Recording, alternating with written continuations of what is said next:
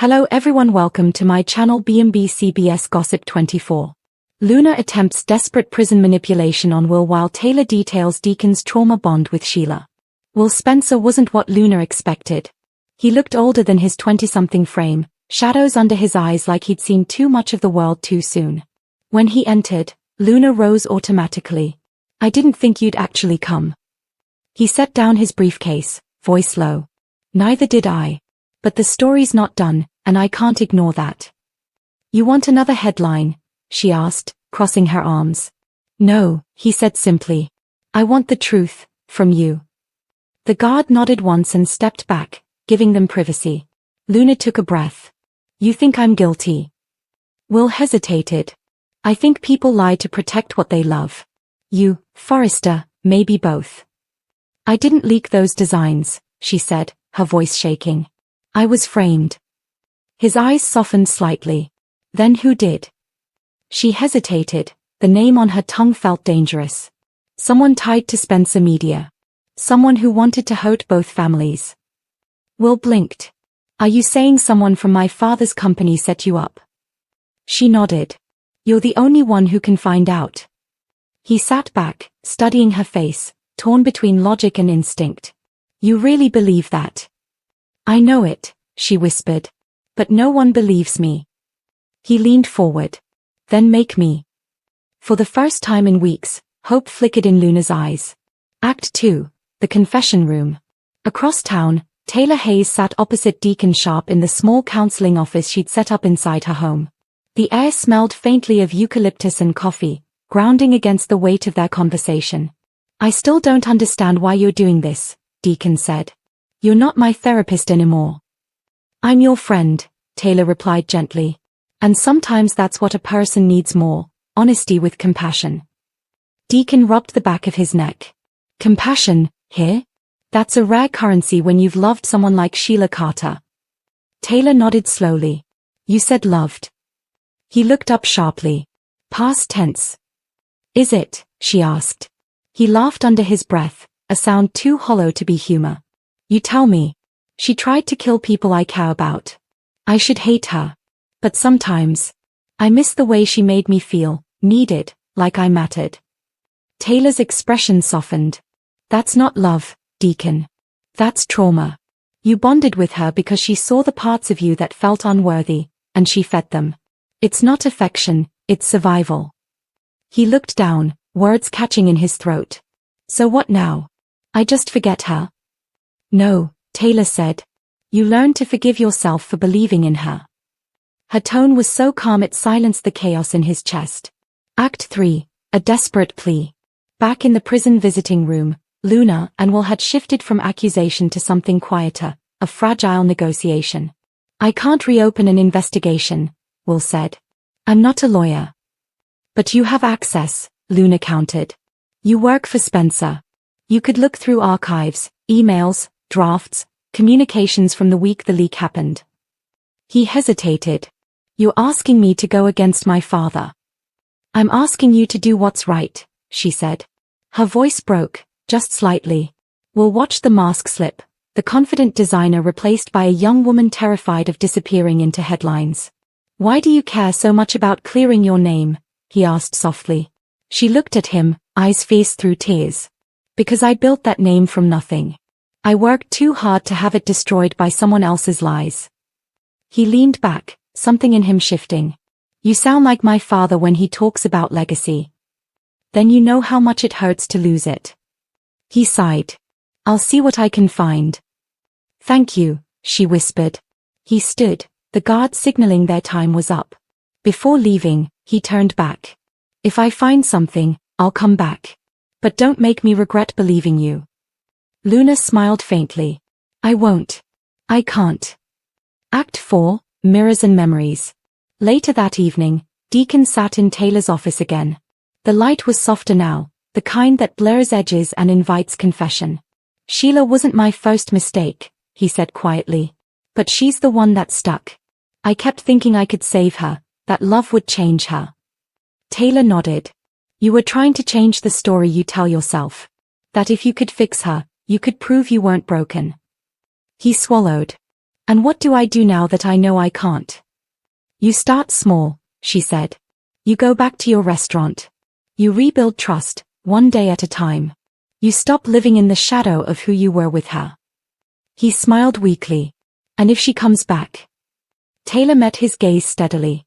Then you remember that compassion doesn't mean letting someone hurt you again. For the first time, Deacon looked almost peaceful. Act 5, The Search. Will Spencer sat alone in his office long after midnight. The glow from his laptop illuminated his tired face as he scrolled through Spencer media archives. Emails. Press drafts. Anonymous tips. Then he found it, a flagged message chain between an editor and an unnamed informant. Subject, Forrester sketches, untraceable leak payment confirmed.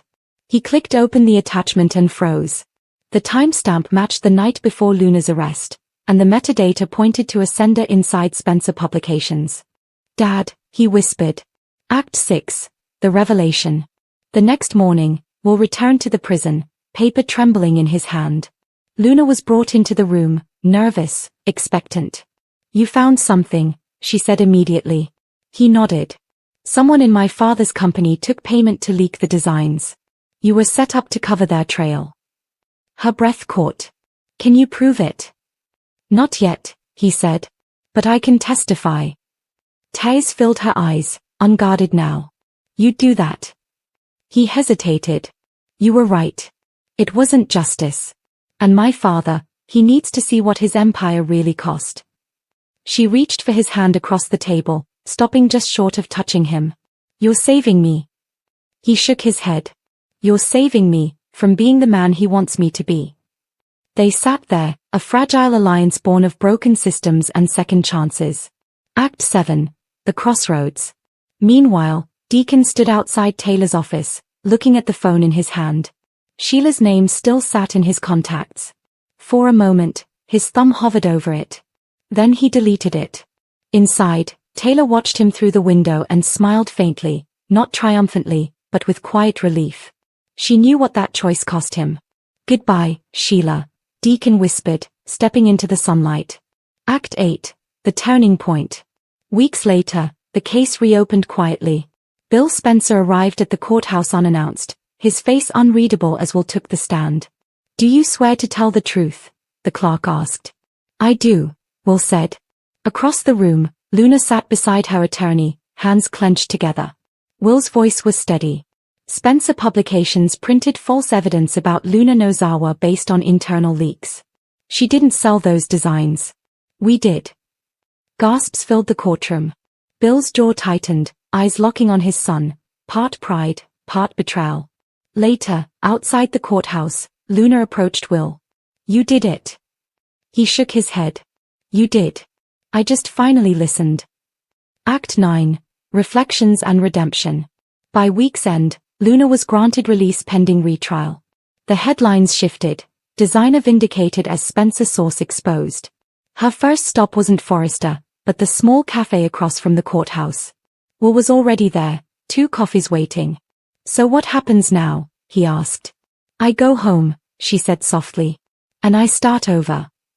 He smiled. And I try to write stories that don't destroy people. For a moment, they just sat there, 2 people from different worlds connected by truth. Epilogue, Parallel Healing. That night, Deacon locked up Illinois Giardino, the clatter of dishes replaced by quiet peace. Taylor stopped by, coat draped over her arm. How's the world treating you? Better, he said. Or maybe I'm finally treating it better. She smiled. That's progress. As they stood there, a gentle breeze carried the faint echo of laughter from the street, the sound of normal life returning. Somewhere across town, Luna stepped into her apartment for the first time in months. The silence felt sacred. She touched the sketchbook she'd left behind and whispered, Grace. She began to draw again, her lines steady, confident. Outside, the city hummed with renewal. And in a quiet home miles away, Taylor Hayes wrote in her journal. Healing isn't the end of pain. It's the decision to move forward anyway. Fade to night. He whirled outside prison walls sounded too alive for Luna Nozawa to process. The first breath of free air was dizzying. Exhaust, sunlight, perfume, city noise, every detail a shock to the system. She stood on the courthouse steps, her release papers trembling in her hand. Freedom didn't feel like she'd imagined. It wasn't loud or euphoric. It was silent, uncertain, like a blank canvas after the last stroke of color. R.J. Forrester was waiting by the car, eyes red from equal parts joy and disbelief. "You're really out," he said softly. "I'm out," she whispered, but her voice broke anyway. He opened his arms. She stepped into them without hesitation, the months apart collapsing into one long exhale. "Welcome home," he murmured. Act 1. The Return to Forrester. The next morning, the Forrester Creations building buzzed like it hadn't in weeks. Designers whispered. Assistants peeked through glass doors. Steffi stood by her desk, watching Luna cross the lobby. She looked fragile and fierce all at once, like someone still learning how to walk in her own life again. "Luna," Steffi greeted, her tone calm but warm. "Welcome back." "Thank you," Luna said. "I don't expect this to be easy." "It won't be," Steffi replied. "But you earned your place here, and you earned the right to prove it again." Ridge entered, his presence commanding but kind. "You made headlines for the right reasons this time," he said with a faint smile. Luna looked down. "Because Will Spencer told the truth." "Because you inspired it," Ridge corrected. Steffi added, "and because you never gave up." That was Steffi's version of forgiveness, subtle, strong, quietly merciful. As Luna walked toward her old design station, she felt something she hadn't felt in months: belonging. Act 2. The Echo of Regret. At Spencer Publications, the energy was heavier. Bill Spencer stood behind his desk, staring at the photo of his sons that sat untouched for years. The silence broke when Will entered. "Dad," he said, cautious. Bill didn't look up. "You humiliated me in front of half the city." "I told the truth," Will said simply. "That truth could have destroyed this company." "It was already cracking, Dad. I just refused to patch it with lies." Bill finally met his eyes. "You could have come to me first." "I tried," Will said. "But you wouldn't have listened. Not about Luna. Not about anyone connected to Forrester." Bill exhaled sharply, pacing toward the window. "I built everything to protect this family. You've turned my empire into an apology tour." Will stood his ground. "Maybe that's what it needs." For a long moment, the only sound was the ticking of the office clock, like a countdown to a choice neither wanted to make. Bill turned. "You did the right thing in the wrong way." Will nodded. "Maybe. But I'd rather lose your respect than my conscience." Bill's voice softened, reluctant admiration hidden beneath frustration. "You're your mother's son." Will smiled faintly. "I was hoping I might still be yours, too." That broke something in Bill, pride giving way to a rare kind of humility. He poured 2 glasses of water, handed one over. "To truth," Bill said quietly. "Even when it hurts." "To change," Will replied. They clinked glasses, fragile truce forged in honesty. Act 3. Deacon's Reckoning. Across town, Deacon Sharp sat at a corner table in Illinois Giardino, nursing coffee that had gone cold hours ago. The restaurant was quiet now, the morning rush had faded. Taylor Hayes slid into the seat opposite him. "You called?" He nodded. "I needed perspective. Or maybe permission." "For what?" "To forgive myself," he said softly. Taylor leaned forward. "You don't need permission for that, Deacon. You need practice." He smiled, faint but genuine. "I keep replaying everything, Sheila, hope, the choices I made to feel like I mattered." "And what do you see when you replay them?" He paused. "A man who survived himself." Taylor's eyes glistened. "That's the first step to healing." He looked around the restaurant, the walls that had witnessed laughter, fear, chaos. "I almost sold this place," he admitted. "It reminded me too much of her." "And now?" she asked. "Now it reminds me that I'm still here." Taylor smiled. "Then you've already changed the ending." Act 4. The Studio Reawakens. At Forrester, Luna stood before her old workstation, staring at the blank mannequin. The last time she'd been here, security had escorted her out. Now, the same space was hers again, but it felt haunted by memory. RJ approached quietly, holding 2 sketchbooks. I found these in the archives, he said. You left them behind. She opened the top one and gasped. The pages were filled with unfinished designs, ideas she'd forgotten, dreams she'd buried. I don't know if I can do this, she whispered. RJ smiled softly. You already are. He took her hand, guiding it toward the pencil. Just one line. For you, not for anyone else. She hesitated, then began to draw. The pencil moved slowly at first, then faster, instinct taking over where fear had lived. Steffi walked by the door, pausing unseen. The sight of Luna sketching again made her exhale, tension easing from her shoulders. She's back, Steffi whispered to Ridge. Ridge smiled. Forrester women always come back stronger. Act 5, Crossroads and Clarity. That night, Bill Spencer stood alone in his penthouse, city lights glittering below. The reflection in the window looked older than he remembered, and lonelier. Katie entered quietly, holding a small folder. You've seen the press coverage. I have, he said. Then you know people think Will's the hero. He is, Bill admitted. Katie blinked. You're not angry. I was, Bill said. But then I realized he did what I taught him, never compromise what you believe in. She smiled softly. That's growth, Bill. He chuckled. Don't sound so surprised. I'm proud of him, she said. So am I, he replied quietly. Maybe we both raised him right. Katie touched his arm. Then start acting like it. Act 6, The Celebration.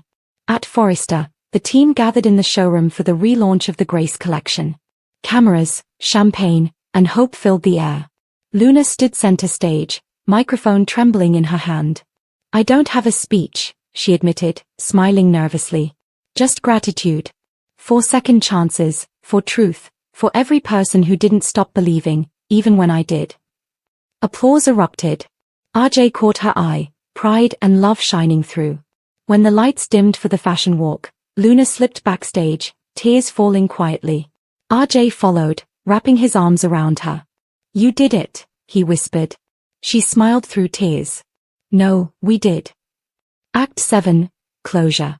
After the show, Luna found a quiet corner of the terrace overlooking the city. The noise of celebration faded into distant music. Will appeared beside her. You were incredible in there. So were you, she said. You stood up to your father. That's harder than standing on a runway. He shrugged. Different kind of spotlight. They stood in silence for a moment before she said softly, You saved me, Will. He smiled. Maybe we saved each other. She turned to him, sunlight catching her hair. Then let's keep saving each other, one good decision at a time. They laughed, the tension easing into friendship with unspoken possibility. A new beginning. Morning sunlight filled Forrester Creations. Steffi watched Luna working at her station, laughter drifting across the room. Rich joined her with coffee. She's shining again, he said. Steffi smiled. Because she learned something we all forget. What's that? Ridge asked. That the real comeback isn't applause, she said. It's peace. They clinked their coffee cups. Across town, Bill checked his phone, a message from Will, dinner tonight? Just family. For the first time in years, Bill Spencer smiled without armor. The camera would pan upward to the LA skyline, glowing, endless, alive, as the narrator's voice might have said.